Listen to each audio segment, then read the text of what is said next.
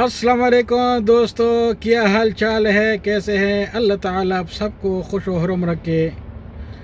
میرے بھائیوں، آج کی میری ویڈیو والدین کے بارے میں ہے کہ ہمیں چاہیے کہ والدین کی اچھی خدمت کریں، ان کے ساتھ اچھا حسن سلوک اختیار کریں۔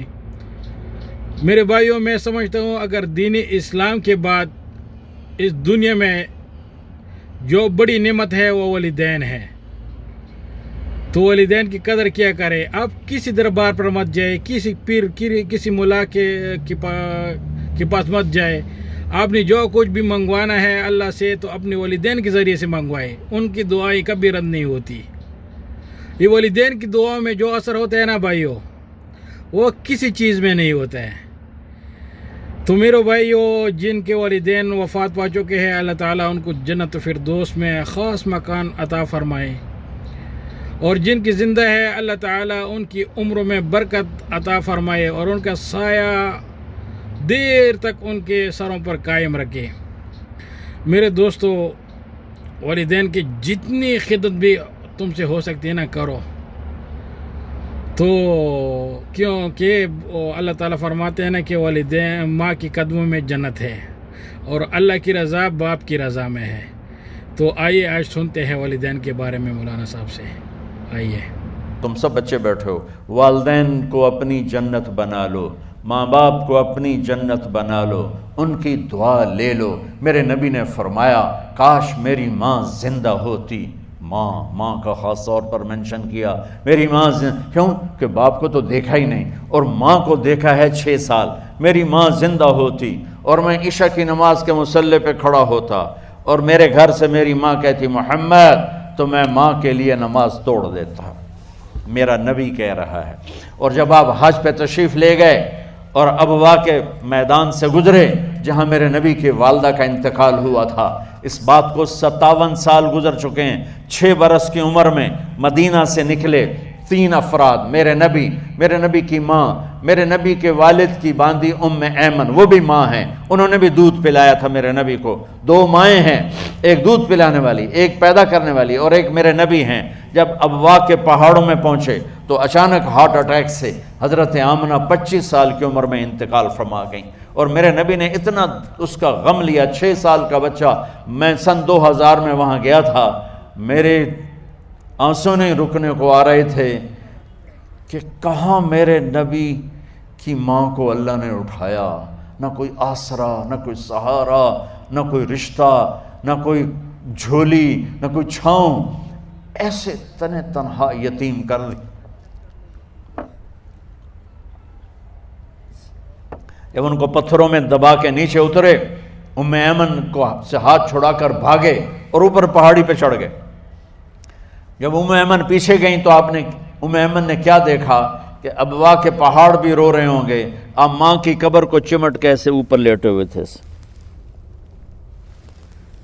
قبر کو پکڑا ہوا تھا، اوپر لیٹے ہوئے تھے۔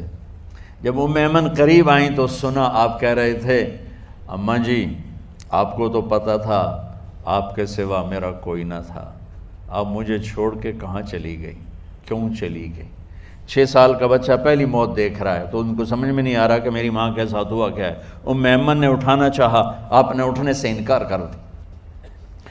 اس صدمے کو سینے میں لیے ہوئے 57 سال کے بعد، 7ویں دن بندہ رو نہیں سکتا، رونا ہی چاہے تو رونا نہیں آمدا۔ 57 سال کے بعد آپ اس وادی سے گزرے، آپ نے اونٹنی کو ماں کی قبر کی طرف موڑ دیا، اور ان پلرز کو 3 گنا کرو تو وہ پہاڑ بنتا ہے۔ چھوٹی پہاڑی تھی۔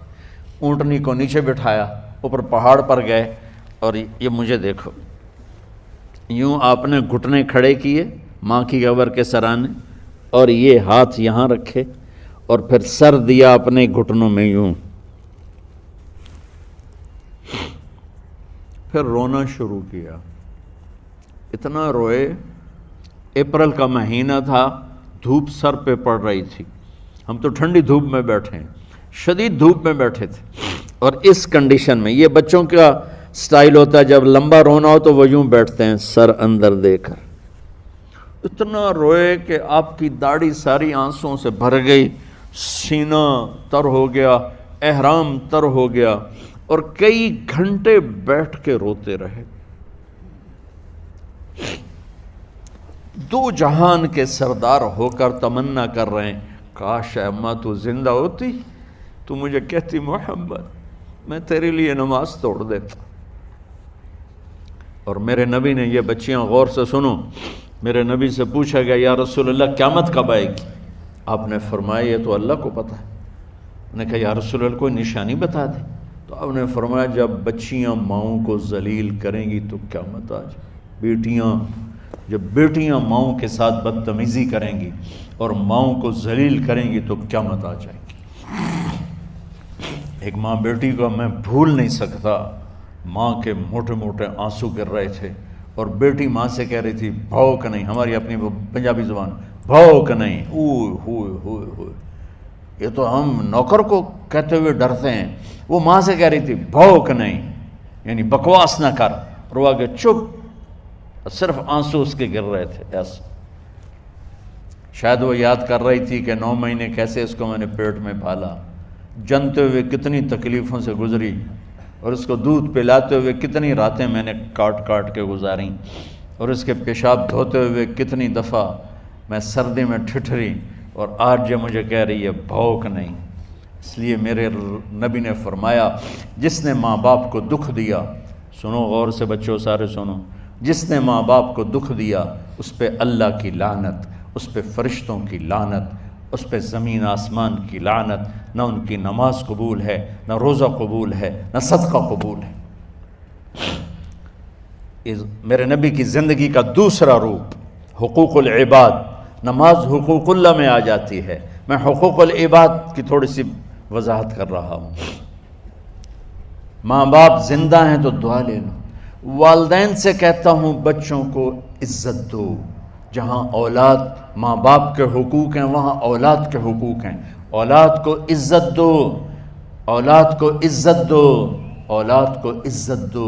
بہت سی اولاد کی نافرمانی کا ذریعہ ماں باپ بن رہے ہیں, سختی کر کے, زبردستی کر کے, اور ٹھونس کر چیزیں نوکروں کی طرح سلوک کر کے. میرے نبی کے گھر میں جب بیٹی فاطمہ ملنے کے لیے آتی تھیں تو میرے نبی بیٹھے نہیں رہتے تھے. یہ اب چیئر پہ بیٹھے ہوئے بی بی فاطمہ آ گئی, اب زمین پہ بیٹھے ہوئے ہیں بیٹی آ گئی, اب چارپائی پہ لیٹے ہوئے ہیں بیٹی آ گئی. میرے نبی کیا کرتے تھے؟ کھڑے ہو جاتے تھے, کھڑے ہو جاتے, ایک دم کھڑے ہو جاتے تھے, اور پھر کھڑے نہیں رہتے تھے, تیزی سے آگے بڑھتے تھے اور حضرت فاطمہ کا ہاتھ پکڑ لیتے تھے. یہ والدین غور سے سنو, حضرت فاطمہ کا ہاتھ پکڑ لیتے تھے اور ہاتھ پکڑ کے مجھے دیکھو یوں بوسہ لیتے تھے, بیٹی کا بوسہ لیتے تھے.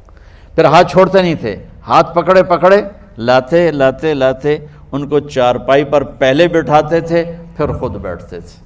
یہ باپ اور رسول ہو کر بیٹی کو یہ عزت دیتے تھے. پھر وہ جنت کی عورتوں کی سردار بنی, پھر وہ جنت کے سرداروں کی ماں بنی, پھر وہ اللہ کے شیر کی زوجہ بنی. تو والدین سے کہتا ہوں کہ اپنے بچوں کو عزت دو, عزت دو, عزت دو, عزت دو. پھر آپ سے زندگی کے بڑے فیصلے ہیں شادی. اب لوگ اکٹھے پڑھتے ہو لڑکے لڑکیاں, اپنی شادی کے فیصلے خود نہ کرو, اپنے ماں باپ کے حوالے کرو. اس میں شرافت بھی ہے, اس میں برکت بھی ہے, اس میں رحمت بھی ہے, اور اس میں والدین کی دعائیں بھی ہیں. کورٹ میرج کو ہوا نہ دو. Boyfriend girlfriend culture ہمارا نہیں ہے. میرے نبی کے طریقے میں مرد اور عورت کا صرف نکاح سے تعلق ہے, اس کے علاوہ سب جہنم کی آگ ہے. اور والدین سے کہتا ہوں کہ اپنے بچوں سے پوچھ کے رشتے کرو, زبردستی مت کرو. میرا معاشرہ بہت سنگین قسم کے جرم کا شکار ہے, بچوں پہ مسلط کر دیتے ہیں, ایتھے ہی کرنی ہے, جٹائیں چی کرنی ہے, بٹائیں چی کرنی, پتہ نہیں آئے کتوں جٹ بٹ. چلو تم ناراض نہ ہو, راجپوتائیں چی کرنی, میں راجپوت ہوں, میں اپنی قوم کو بھی رگڑ دیتا ہوں. راجپوتائیں چی کرنی, اگاں کرنی ہی کوئی نہیں. یہ ظلم و ستم اولاد پہ مت کرو. اپنی بچی سے پوچھو اگر بیٹی ہاں کرے تو پھر قدم اٹھاؤ، اگر بیٹی کہہ دے میں نہیں کرنا چاہتی تو وہ نافرمان نہیں ہے۔ اللہ کے واسطے میری سنو، صرف تم نہیں سن رہے ہو، اس کیمرے سے لاکھوں کروڑوں لوگ سن رہے ہیں۔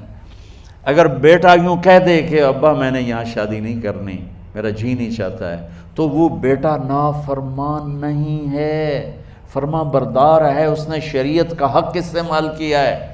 اب ایسا ظلم مت کرو کہ نہیں اتھے ہی کرنی ہے، اتھے گھروں نکل جا۔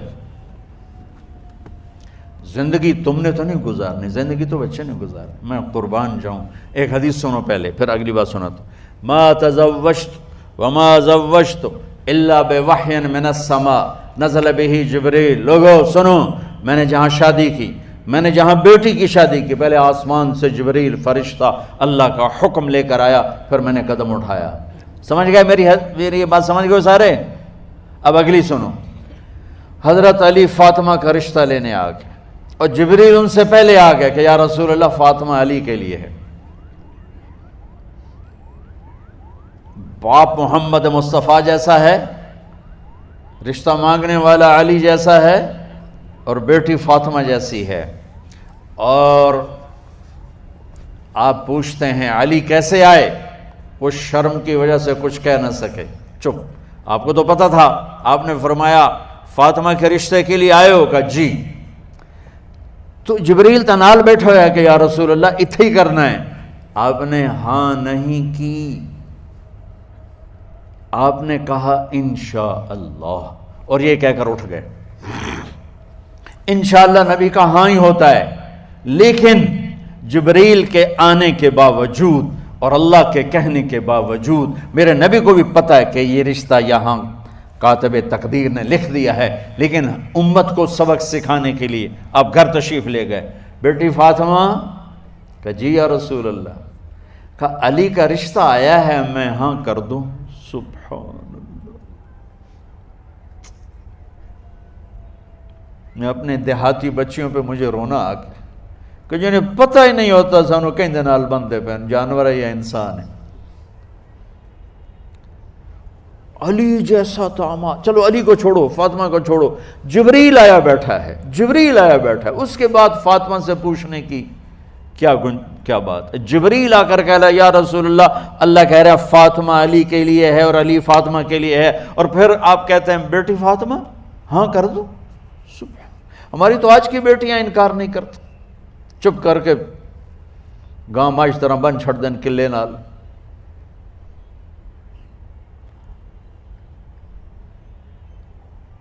کوئی ان کے اندر کے جذبات کو سننے والا کوئی نہیں ہوتا، اپنی انانیت پر یہ فیصلے کرتے ہیں، اور میرا نبی کہہ رہا ہے بیٹی ہاں کر دو۔ سبحان اللہ۔ آپ کا کیا خیال ہے، فاطمہ نے انکار کرنا تھا؟ یہ تو یہ بیٹیاں نہیں انکار کرتی تو فاطمہ نے کہاں کرنا تھا؟